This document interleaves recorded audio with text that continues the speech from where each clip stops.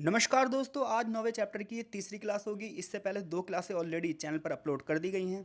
तो यदि आपने उन लेक्चरों को नहीं सुना है तो सबसे पहले उन लेक्चरों को बहुत ध्यान से सुन लीजिए ताकि चीज़ें आगे समझने में आपके लिए आसानी हो। इसके साथ साथ यदि आप हमारे चैनल पर नए हैं तो चैनल से जुड़ना ना भूलें। इस चैप्टर की पहली और दूसरी क्लास में जो हमने पढ़ा था वो ये पढ़ा था कि भारत बांग्लादेश, भारत भूटान, भारत नेपाल और भारत म्यांमार, इन देशों के संबंध एक दूसरे से किस प्रकार के हैं, किन मुद्दों पर सहमति है और कहाँ पर मतभेद हैं। आज की क्लास में हम भारत श्रीलंका और उसके बाद भारत मालदीव और अंत में अफगानिस्तान की राजनीति के बारे में अध्ययन करेंगे। आई होप सो चीज़ें आपको अच्छे से समझ में आ रही होंगी। तो कमेंट बॉक्स में अपनी प्रतिक्रिया लगातार देते रहिए ताकि हमें पता चलता रहे चीज़ें आपको समझ में आ रही हैं या नहीं आ रही हैं। तो चलिए आज की क्लास शुरू करते हैं और सबसे पहले हम जानते हैं कि श्रीलंका की भौगोलिक स्थिति कैसी है। तो श्रीलंका की अगर बात की जाए तो ये एक द्वीपीय देश है जो कि चारों तरफ से पानी से घिरा हुआ देश है और हमारे दक्षिण में ये एकमात्र पड़ोसी है। यानी कि भारत के साउथ में देखा जाए तो श्रीलंका ही भारत का एकमात्र पड़ोसी देश है। भारत और श्रीलंका को जो जोड़ रही है जल संधि, उस जल संधि का नाम है पाक जलडमरू मध्य। यानी कि भारत और श्रीलंका को जो जल संधि जोड़ रही है, जिस जल संधि के माध्यम से दोनों देश जुड़े हुए हैं, उस जल संधि का नाम क्या है? उस जल संधि का नाम है पाक जल संधि। इसके इलाके अगर बात की जाए श्रीलंका के तो कुछ इलाके पहाड़ी हैं और कुछ इलाके समतल मैदान वाले हैं। श्रीलंका के जो लोग हैं उनका प्रमुख व्यवसाय जो है वो कृषि और पशुपालन पर निर्भर हैं। आज जो श्रीलंका की अर्थव्यवस्था है वो अर्थव्यवस्था ग्रामीण अर्थव्यवस्था से बदल रही है और अब वो शहरी अर्थव्यवस्था की ओर जा रही है। श्रीलंका में नगरीकरण का स्तर लगातार बढ़ता जा रहा है और औद्योगिकरण भी बढ़ रहा है। बड़े पैमाने पर चाइना श्रीलंका में इन्वेस्टमेंट कर रहा है और उसके बेसिक इंफ्रास्ट्रक्चर को बढ़ावा दे रहा है। तो वहीं दूसरी ओर देखा जाए, श्रीलंका का जो सबसे बड़ा क्षेत्र है वो है कोलंबो, जहाँ पर प्राकृतिक बंदरगाह है, जिसकी वजह से इसे शिपिंग, इंपोर्ट एक्सपोर्ट जो चीज़ें वहाँ से होती हैं उसकी वजह से इसे बहुत सारा टैक्स मिल जाता है। इसके अलावा श्रीलंका की अगर बात की जाए तो श्रीलंका में ग्रेफाइट के विशाल भंडार हैं और विशाल रत्नों के भी भंडार हैं। श्रीलंका की बात की जाए तो ये उच्च मध्यम आय वाला देश है और अगर यहाँ पर प्रति व्यक्ति आय की बात की जाए तो वो 4102 अमेरिकी डॉलर के आसपास है। इवन इसका जो HDI इंडेक्स रहता है वो भारत से बेहतर रहता है। यानी कि ह्यूमन डेवलपमेंट इंडेक्स की अगर आप बात करेंगे तो इस सूची में श्रीलंका हमसे बेहतर प्रदर्शन करता है। यहाँ की आबादी की बात की जाए तो लगभग 70% आबादी बौद्ध धर्म की है, जबकि 12.6% आबादी हिंदुओं की है और लगभग 10% के आसपास यहाँ पर मुस्लिम आबादी है। श्रीलंका में जो भाषा बोलने वाले सबसे ज़्यादा लोग हैं वो सिंघली लोग हैं और सिंघली और तमिल को लेकर यहाँ पर संघर्ष बना रहता है। अब आइए जानते हैं भारत और श्रीलंका के द्विपक्षीय संबंध। तो भारत और श्रीलंका की जब आप बात करते हो तो इनके धार्मिक संबंध भी हैं, सांस्कृतिक संबंध भी हैं और नस्लीय संबंध भी हैं। अब देखो यहाँ से यहाँ तक जो इतना सारा लिखा हुआ है, ये सारी चीज़ें मैं आपको एक स्टोरी वाइज तरीके से बताता हूँ। हुआ क्या था कि भारत और श्रीलंका दोनों ही, पता है क्या थे, भारत और श्रीलंका दोनों ही ना ब्रिटेन के उपनिवेश थे। तो ऐसे में ना ब्रिटेन द्वारा क्या किया गया था, विभिन्न देशों से मजदूरों को विभिन्न देशों में ले जाकर बसाया गया था। तो ऐसे ही भारत से तमिलनाडु में जो तमिल लोग रहते थे, इन तमिलों को ब्रिटिशिश ले गए थे श्रीलंका के चाय के बागान में खेती करने के लिए। अब उसके बाद क्या हुआ, लंबे समय तक औपनिवेशिक शासन जारी रहा और 1947 में भारत आज़ाद हो गया। इसी प्रकार से 1948 में श्रीलंका भी आज़ाद हो गया। अब जब श्रीलंका 1948 में आज़ाद हो गया तो उस समय जो श्रीलंका की आबादी थी उसमें सिंघली भाषा बोलने वाले लोग बहुत सारे थे। और तमिलों की बात की जाए तो तमिलों की दो कैटेगरी थी, एक श्रीलंका के मूल तमिल थे और दूसरे तमिल वो थे जो भारत से जाकर वहाँ पर कई सालों से बसे हुए थे। तो ऐसे में उन लोगों की डिमांड थी कि उन्हें वहाँ की सिटीजनशिप दे दी जाए। लेकिन श्रीलंका, आज़ाद श्रीलंका का जब संविधान बनता है, तो आज़ाद श्रीलंका का जब संविधान बनता है तो उसमें वो सिंघली लोगों को सारे अधिकार दे देते हैं, जबकि जो ये भारतीय तमिल थे या बाहर से आए हुए जो तमिल लोग थे, इन्हें श्रीलंका का नागरिक नहीं समझा जाता, जिसकी वजह से रातों रात गैर निवासी हो जाते हैं। ऐसे में इन लोगों की डिमांड है कि भैया श्रीलंका को हमें ना सिटीजनशिप देनी चाहिए और इसके साथ ही साथ श्रीलंका को हमें वो सारे अधिकार देने चाहिए जो उन्होंने सिंघलियों को प्रदान किए हैं। ऐसे में ये जो श्रीलंकाई तमिल हैं, इन तमिलों ने ये डिमांड करी श्रीलंकाई गवर्नमेंट से कि आप क्या करिए, आप हमें भी अधिकार दीजिए, आप लोकतंत्र के अनुरूप चलिए। लेकिन श्रीलंका की सरकार ने इनकी अनदेखी करी। इवन कई बार सैनिक सहारा लेकर इनकी मांगों को बड़ी क्रूरतापूर्वक दबा भी दिया गया। 1970 के बाद ये मुद्दा बहुत ज़्यादा हावी हो जाता है जब 1971 में भारत बांग्लादेश को स्वतंत्रता दिलाता है। तो ऐसे में इन श्रीलंकाई तमिलों को लगता है कि हम भारतीय मूल के लोग हैं, ऐसे में भारत सरकार भी हमारी क्या करे, मदद करे और श्रीलंका में हस्तक्षेप करके हमें एक अलग स्वतंत्र देश की स्थापना करवाए। और इनकी चाहत भी बहुत ज़्यादा बढ़ जाती है जब भारत के जो विभिन्न प्रधानमंत्री नेहरू से लेकर राजीव गांधी तक आते हैं, ये समय समय पर श्रीलंकाई जो तमिल हैं इनका समर्थन करते हैं। तो ऐसे में भारत श्रीलंका के बीच में जो संबंधों का तनाव रहता है वो इन तमिलों की स्थिति को ही लेकर रहता है, क्योंकि जब तमिलों को बड़े पैमाने पर सताया जाता है तो ये भागकर भारत की सीमा में प्रवेश कर जाते हैं। परिणाम ये रहता है कि भारत और श्रीलंका के संबंध इस मामले को लेकर हमेशा तनाव में रहते हैं। अब 1970 के बाद क्या हुआ, 1970 के बाद का सरकार हमारी इस मामले में मदद करने वाली है। तो इन लोगों ने पता क्या करा, इन लोगों ने ये करा कि अपना एक ग्रुप बना लिया, आतंकी ग्रुप, और इस ग्रुप का नाम था लिट्टे, लिबरेशन ऑफ टाइगर तमिल इलम, जिसका मुखिया था प्रभाकरण। अब जो ये प्रभाकरण था ना, इसने एक आतंकी ग्रुप बनाया ये, और श्रीलंका के जो एयरवेज वगैरह थे और जो भीड़ भाड़ वाले इलाके थे, इन इलाकों को उसने कंट्रोल करना शुरू कर दिया। उसका प्रमुख मकसद ये नहीं था कि वो श्रीलंका में आतंक को बढ़ावा दे, उसका प्रमुख मकसद ये था कि वो अंतर्राष्ट्रीय मीडिया का ध्यान अपनी ओर आकर्षित करे और ये मुद्दा उठाए कि श्रीलंका के लोग किस प्रकार से ह्यूमन राइट्स की अवहेलना करते हैं और जो तमिल लोग हैं उनके अधिकारों को छीना जा रहा है। भारतीय लोगों द्वारा शुरुआत में इसका समर्थन किया गया। ऐसे में लिट्टे को, यानी कि लिबरेशन ऑफ टाइगर तमिल इलम जो संगठन था प्रभाकरण का, उन्हें ये लगने लगा कि हाँ भाई, जिस प्रकार से बांग्लादेश को आज़ादी दिलवाई हमें भी आज़ादी दिलवाई जाएगी। इन लोगों ने अलग क्षेत्र की डिमांड कर दी। अब ऐसे में श्रीलंका गृह युद्ध के जाल में फंस गया। श्रीलंका की सरकार ने श्रीलंका की सेना को आदेश दिया कि वो तमिलों का सफाया करें, लेकिन तमिलों के पास भी बहुत खतरनाक हथियारों की आपूर्ति की गई थी और इन हथियारों के माध्यम से ये श्रीलंका की सेना से लोहा ले रहे थे। बड़े पैमाने पर लोग मारे गए। आगे चलकर जब राजीव जी की सरकार आई तो राजीव जी की सरकार ने क्या करा, श्रीलंका के साथ एक समझौता किया और इस समझौते में ये कहा, 1980 के दशक की बात है ये, इस समझौते में ये कहा कि भारत ना अपनी एक सेना को श्रीलंका में शांति स्थापित करने के लिए भेजेगा। इस सेना का जो नाम होगा वो होगा IPKF, यानी कि भारतीय शांति सेना। अब भारतीय शांति सेना श्रीलंका में एंट्री करती है। अब ये जो श्रीलंकाई तमिल होते हैं ये और ज़्यादा चिढ़ जाते हैं, क्योंकि जहाँ इन्हें भारतीय सेना से मदद मिलनी चाहिए थी वहीं भारतीय सेना इनके विरोध में आती है और यहाँ पे बहुत सारे लोगों को मारा जाता है। इवन भारत के जो 1000 सैनिक लगभग इसमें मारे जाते हैं। फिर श्रीलंका पता है क्या कहता है, श्रीलंका ये कहता है कि आप हमारे अंदरूनी मामले में हस्तक्षेप कर रहे हो, आप अपनी सेना वापस ले जाओ। तो 1987 में ये सेना वापसी आ जाती है। इस सेना की वापसी के बाद जो श्रीलंकाई तमिल थे ये चिढ़ जाते हैं और जब 1989 में राजीव जी तमिलनाडु के दौरे पे होते हैं तो लिट्टे के लोगों द्वारा राजीव गांधी जी की हत्या करवा दी जाती है। अब इसके बाद तो श्रीलंका में गृह युद्ध बहुत ताबड़तोड़ तरीके से चल जाते हैं। श्रीलंका की सेना ना क्या करती है, श्रीलंका की गवर्नमेंट क्या करती है, सेना को आदेश देती है कि इन्हें पूरी तरीके से ख़त्म करने के बाद ही ऑपरेशन को ख़त्म किया जाए। ऐसे में श्रीलंका की सेना और लिट्टे के बीच में प्रत्यक्ष रूप से संघर्ष शुरू हो जाता है और ये माना जाता है कि लगभग 1 लाख लोगों को मारा गया और 2009 में इस विद्रोह को पूरी तरीके से ख़त्म कर दिया गया है और वर्तमान में श्रीलंका में स्थिति शांत है। यानी कि लगभग 1 लाख तमिलों को मारा गया, ये आंकड़े हैं। तो अगर ये आंकड़े प्रत्यक्ष रूप से, तो आप ये मान लीजिए कम से कम 3 से 4 लाख लोग मरे होंगे और कितने ही ना जाने लोग लापता होंगे। बड़े पैमाने पर ह्यूमन राइट्स का हनन हुआ होगा। और आगे जो राष्ट्रपति बने महिंद्रा राजपक्षे, इन्होंने तमिल मुद्दों को पूरी तरीके से फिनिश किया है और यही वहाँ की राजनीति में थे। तो ये मुद्दा रहा है कहाँ पर, भारत और श्रीलंका का, जो यहाँ से यहाँ तक पूरा यही लिखा है। बीच बीच में कई बार बीच बचाव की कोशिश भी करी गई इंटरनेशनल कम्युनिटी के द्वारा, जैसे कि 2002 में नॉर्वे के प्रधानमंत्री यहाँ पर आए थे। उन्होंने कोशिश की कि वो श्रीलंका में स्थायी समाधान स्थापित कर सकें शांति का, लेकिन उनकी ये वार्ता ही विफल रही। कई बार भारत सरकार, लिट्टे के नेता और श्रीलंकाई सरकारों के बीच में विवादों के लिए क्या हुई, बैठक हुई और इन बैठकों का कोई शांतिपूर्वक रूप से हल नहीं निकला और ये विवाद धीरे धीरे करते बढ़ते ही गए और इसका अंत हुआ 2009 की व्यापक हिंसा से, जिसमें लाखों लोग मारे गए। तो ये तो श्रीलंका की आंतरिक राजनीति है जिसकी वजह से भारत श्रीलंका के संबंध खराब रहते हैं। इसके अलावा भी कुछ मुद्दे हैं जो भारत और श्रीलंका के संबंधों को प्रभावित करते हैं। तो चलिए जान लेते हैं भारत और श्रीलंका के आर्थिक संबंधों की। आई होप से ये कहानी आपको समझ में आ गई होगी कि श्रीलंका में विवाद क्यों रहता है। तो इन विवादों की जड़ कहीं ना कहीं ब्रिटिश शासनकाल के दौरान ही बो दी गई थी।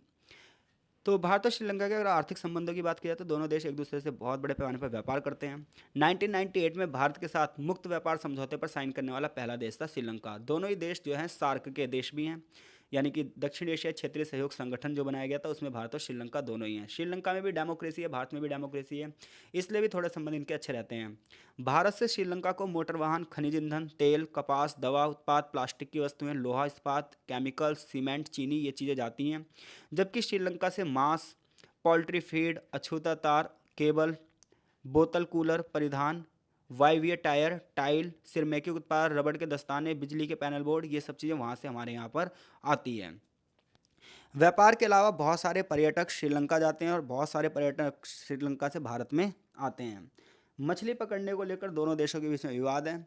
उसका रीज़न ये है कि जो भारतीय मछुआरे हैं ये मशीनों का प्रयोग करते हैं, बॉटम ट्रॉलिंग जैसी मशीनों का प्रयोग करते हैं और बड़े पैमाने पर मछलियाँ पकड़ लेते हैं, जिसकी वजह से श्रीलंकाई मछुआरों तक मछलियाँ पहुँच नहीं पाती। इसलिए कई बार श्रीलंकाई मछुआरों द्वारा गोलीबारी भी की गई है भारतीय मछुआरों पर। तो दोनों देश इस चीज़ के लिए बातचीत करते रहते हैं और इन मशीनों को प्रतिबंध कर दिया गया है कि इन मशीनों का प्रयोग वहाँ पर नहीं किया जाएगा, ताकि सभी मछुआरों की आजीविका चल सके। तो ये भारत और श्रीलंका के संबंध जो हमारे कोर्स में सिर्फ उतना ही मैंने पढ़ाया है। इसके अलावा भी बहुत सारी चीज़ें हैं, बट हमारे कोर्स में इतना ही है। तो श्रीलंका के साथ भारत के संबंधों में कठिनाइयाँ और चुनौतियाँ क्या हैं? तो श्रीलंका और भारत के संबंधों में जो कठिनाइयाँ चुनौतियाँ, पहले तो ये कहानी लिखोगे आप, और उसके बाद जो चीन का हस्तक्षेप बढ़ रहा है। चीन द्वारा श्रीलंका में बड़े पैमाने पर इन्वेस्टमेंट किया गया है, बड़े पैमाने पर बेसिक इंफ्रास्ट्रक्चर को बढ़ावा दिया गया है। श्रीलंका की एक जगह है हम्बनटोटा। तो हम्बनटोटा एक प्राकृतिक बंदरगाह है। तो श्रीलंका ने को पहले तो चीन ने सॉफ्ट लोन दिया, फिर क्या हुआ, उस लोन की भरपाई श्रीलंका नहीं कर पाया, तो चीन ने 99 सालों के लिए हम्बनटोटा को लीज पर ले लिया है। तो इस प्रकार से कहीं ना कहीं श्रीलंका जो है वो चीन की नीतियों का शिकार हुआ है। और वर्तमान में जब मैं ये वीडियो अपलोड कर रहा हूँ 2023 में, तो इस समय श्रीलंका में किस प्रकार से आर्थिक संकट चल रहा है ये बात आप सभी जानते हैं, लेकिन किताब इतनी अपडेट नहीं है, तो किताब में जितना बताया है मैंने उतना आपको बता दिया। आगे चैप्टर में मालदीव के बारे में बताया गया है। तो देखो, मालदीव एक बहुत ही छोटा सा देश है और भारत और मालदीव के संबंध ज़्यादातर अच्छे ही रहते हैं। भारत और मालदीव के संबंध अगर ख़राब हैं तो उसके कारण भी चाइना है। अच्छा, एक चीज़ आपने कॉमन देखी होगी हर देश के साथ, कि हर देश के साथ संबंध हमारे अच्छे हैं, लेकिन चाइना कहीं ना कहीं इन संबंधों में अड़ता है। तो ये बात आप सारांश में लिखेंगे अभी।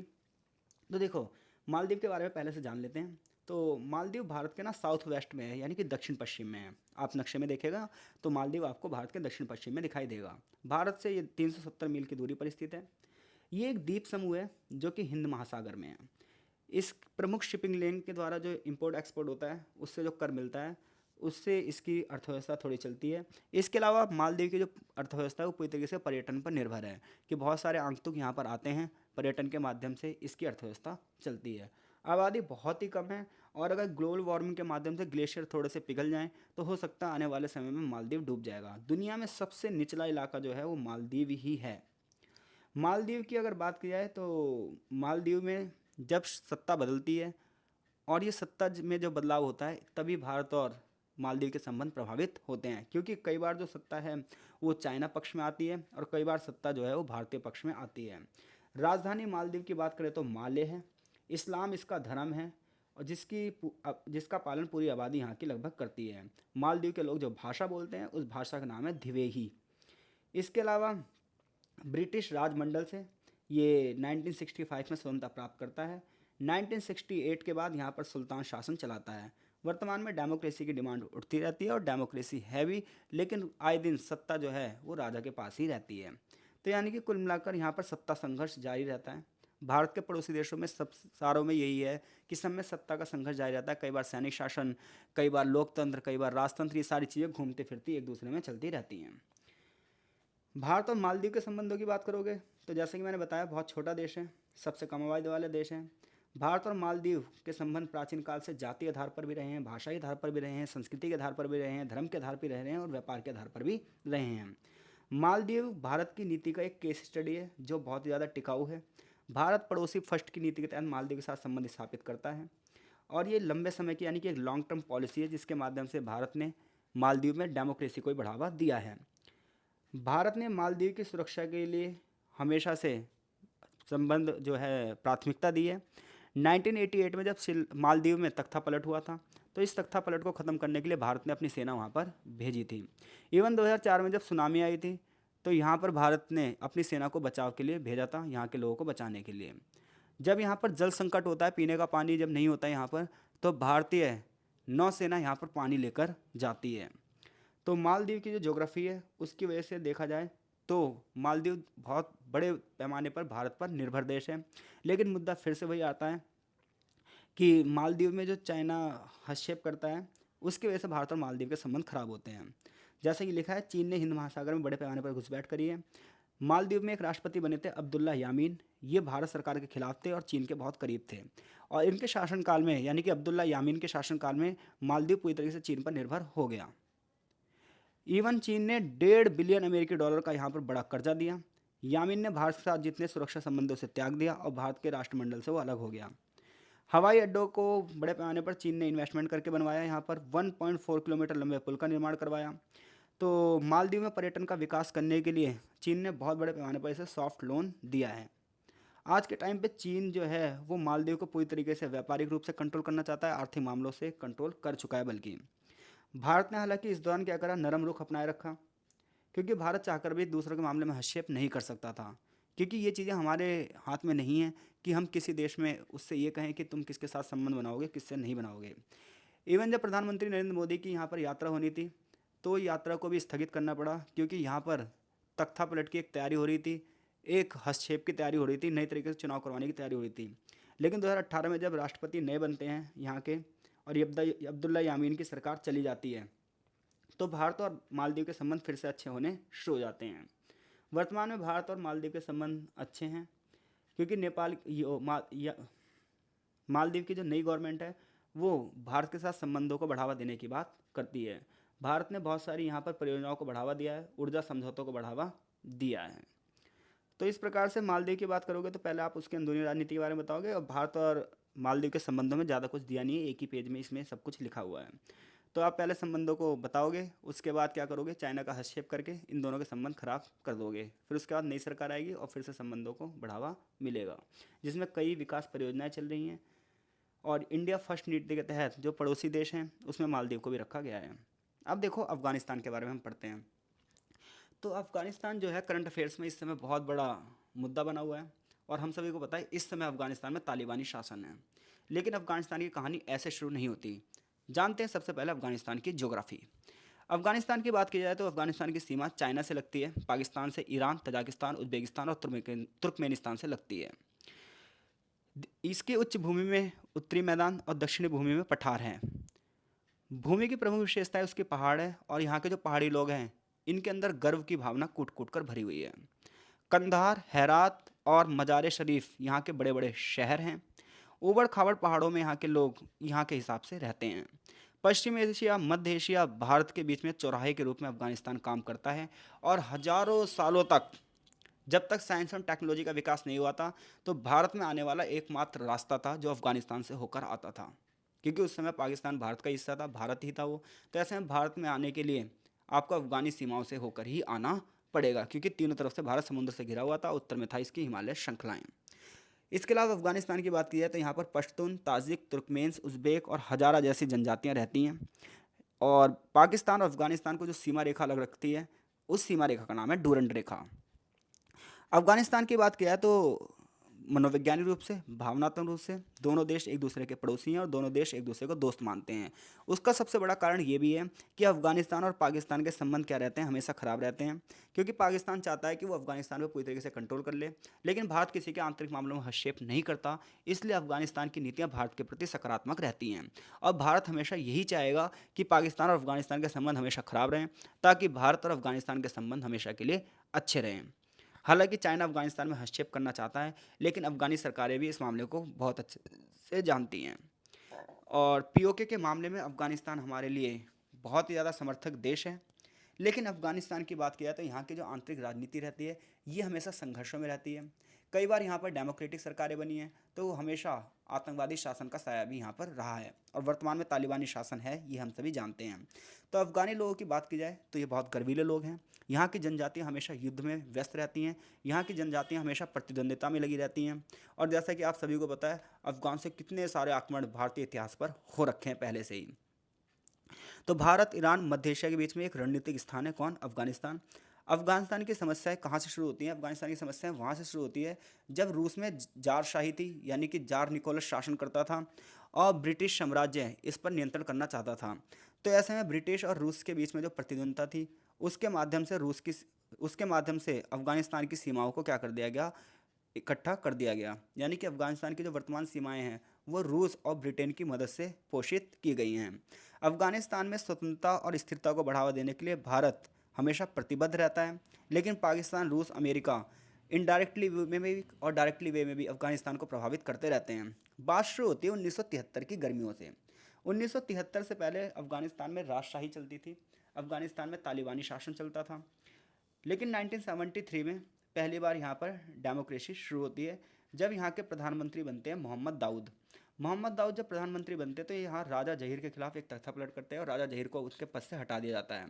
और दाऊद जब प्रधानमंत्री बनता है तो ये सोवियत विचारधारा से प्रेरित हो जाता है।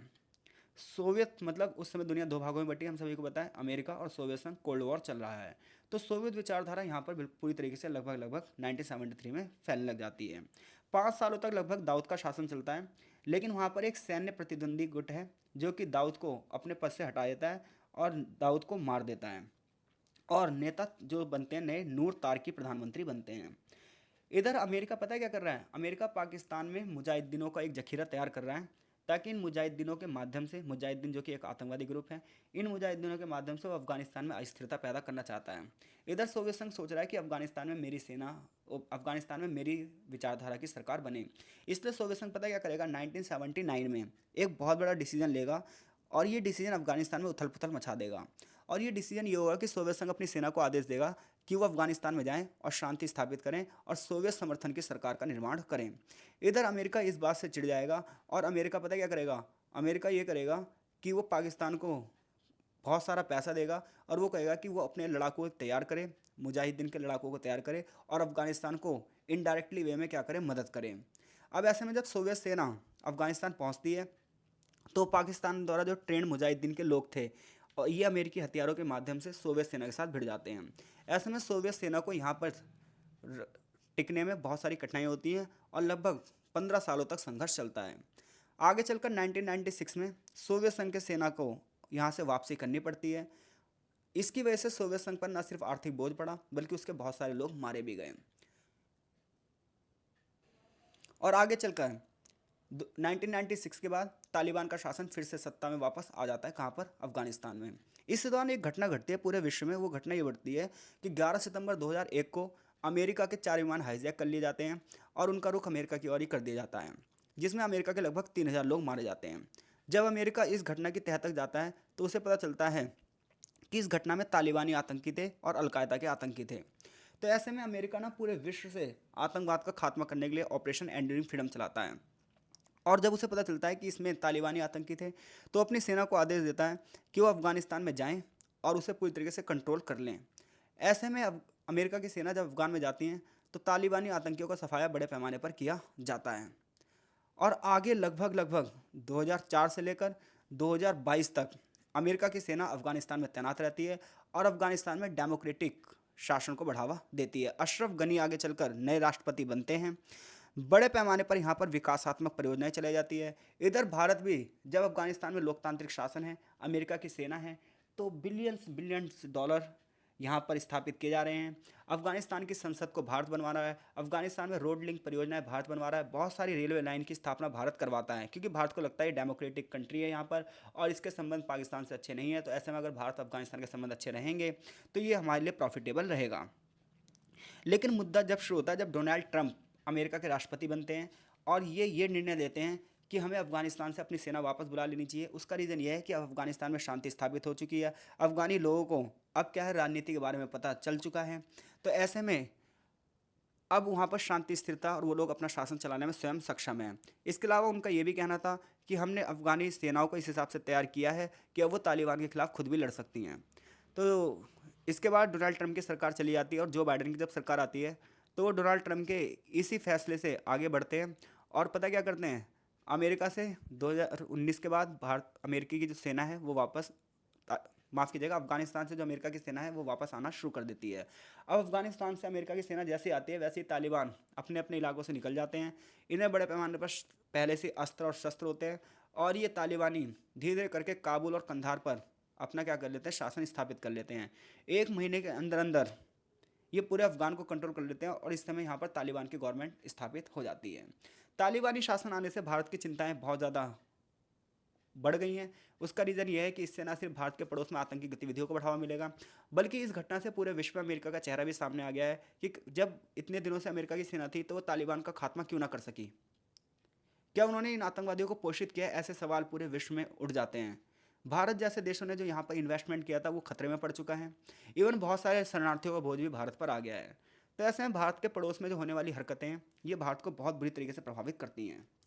आगे चैप्टर का एक सारांश दिया है और सारांश में कुल मिलाकर यही बताया गया जो हमने अभी तक पूरे चैप्टर में पढ़ा है कि भारत के अगर पड़ोसी देशों की बात की जाए तो भारत के पड़ोसी देशों के साथ भारत के समय उतार चढ़ाव वाले रहे हैं। और इस उतार चढ़ाव में सबसे बड़ा रोल है बाहरी शक्तियों का, खासतौर पे अमेरिका और चाइना का। अमेरिका जहाँ पाकिस्तान को समर्थन देता है और पाकिस्तान इसी उकसावे में आकर भारत और पाकिस्तान के युद्ध होते रहते हैं, तो वहीं चाइना बांग्लादेश हो, चाहे नेपाल हो, चाहे भूटान हो, चाहे म्यांमार हो, चाहे मालदीव हो, चाहे श्रीलंका हो, हर जगह अपना आर्थिक खेल खेल रहा है और हर किसी को वन बेल्ट वन रूट योजना में शामिल करके भारत के खिलाफ कर रहा है। ऐसे में अगर चाइना अपनी नीतियों में सफल होता है तो कहीं ना कहीं ये भारत के लिए बहुत समस्या वाली बात हो जाएगी। इसलिए बहुत सारे विद्वान ये कह रहे हैं कि भारत को श्रीलंका के साथ गठजोड़ कर लेना चाहिए। लेकिन अगर भारत श्रीलंका के साथ में गठजोड़ करता है तो कहीं ना कहीं ये भारत के आत्मसम्मान को ठेस पहुंचाने वाली बात होगी, क्योंकि ऑलरेडी अरुणाचल प्रदेश के लेकर और अक्साई चीन को लेकर भारत और श्रीलंका के बीच में तनाव बहुत ज़्यादा है। ऐसे में भारत को क्या करना चाहिए, भारत को अमेरिका जैसे गठबंधन के साथ हाथ मिला लेने चाहिए, ऐसा कुछ विद्वानों का कहना है। तो आई होप से इस चैप्टर से अगर कोई प्रश्न आता है तो उस प्रश्न का उत्तर देने में आप सक्षम हैं। चीज़ें समझ में आई या नहीं आई, आप कमेंट बॉक्स में अपनी राय दीजिए। इसके अलावा देखिए, जब आप ये लाइन टू लाइन पढ़ेंगे तो इसकी समरीज यही निकलेगी। अगर आप लाइन टू लाइन यहाँ पढ़ने बैठ गए तो 2.5 से 3 घंटे की क्लास हो जाती है।